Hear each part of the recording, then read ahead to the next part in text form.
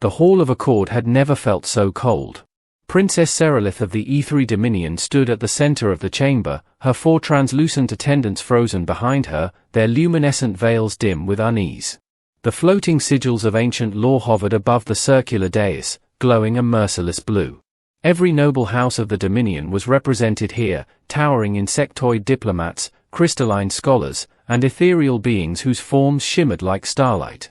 All eyes were fixed on her. And on the figure standing across the hall. The human. Serelith's hands trembled as she clenched them behind her back. She had seen holos of him before, every E3 child had. But standing here, feeling the weight of his presence, was something else entirely. Commander Elias Rourke did not look impressive in the way E3 heroes did.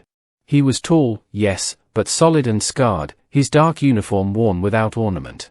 One eye bore a faint metallic glint, an implant rumored to have been grafted after he survived an ambush that wiped out an entire battalion.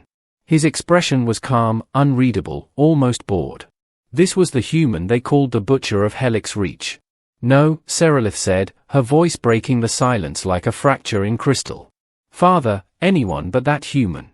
A ripple of whispers surged through the chamber. High Sovereign Vila, ruler of the E3 and Serelith's father, did not look at her. His elongated form remained upright on the throne of light, his beneficent eyes fixed on the sigils above. The Concord demands it, he said evenly. The war has drained us. The humans control the outer trade routes.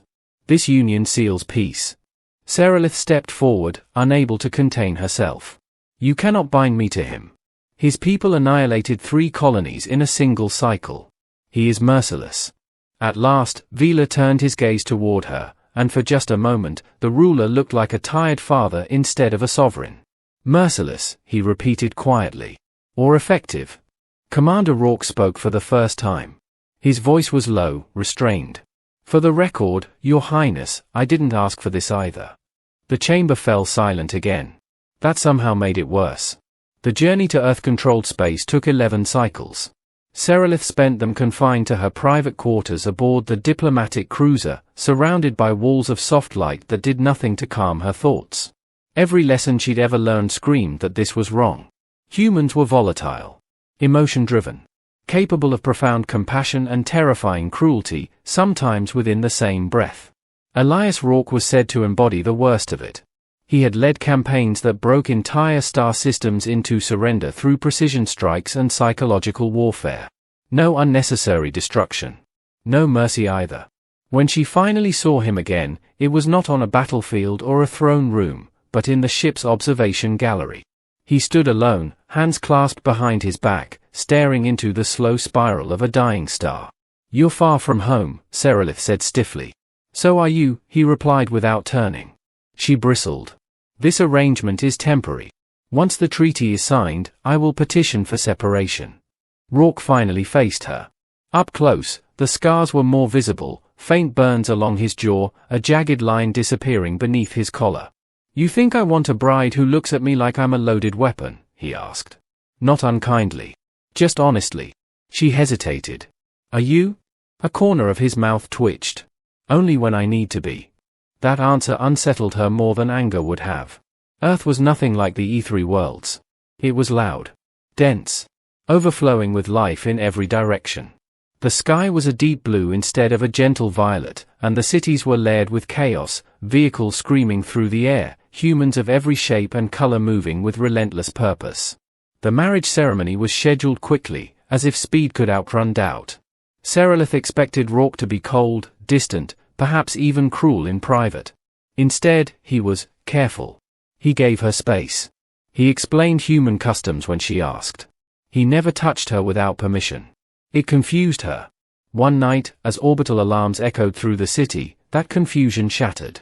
An extremist E3 faction, furious over the treaty, launched a covert attack on Earth's capital. Their aim was simple: assassinate the human commander and collapse the alliance. Sirens wailed. Explosions rippled across the skyline. Serelith was dragged from her chamber by Rourke himself as the compound shook. He moved with terrifying efficiency, shielding her with his body, barking orders into his comm. A blast tore through the corridor ahead of them. Without hesitation, Rourke turned, wrapped his armored arms around her, and threw himself over her as debris rained down. When the dust settled, she was unharmed. He was bleeding. "Why?" she demanded as medics rushed in. "Why protect me?" He looked at her as if the answer were obvious. "Because you're under my protection. Because you matter." The words struck her harder than any explosion. The attack was repelled within hours. The Butcher of Helix Reach became something else that day, a defender. Humans hailed him as a hero once more, but among the E3 delegation, something shifted. They had expected brutality. Instead, they witnessed restraint, strategy, and sacrifice. During the long nights that followed, Seralith began to talk to him, not as a hostage of diplomacy, but as a person. She learned about his childhood in a mining colony. About the sister he lost during the early border wars. About the decisions that haunted him. "You think I enjoy being feared?" he asked her once. "Fear keeps people from testing boundaries. It saves lives in the long run." "And the cost?" she asked. He exhaled slowly. "Someone has to carry it." For the first time, Seralith saw not a monster, but a man shaped by impossible choices.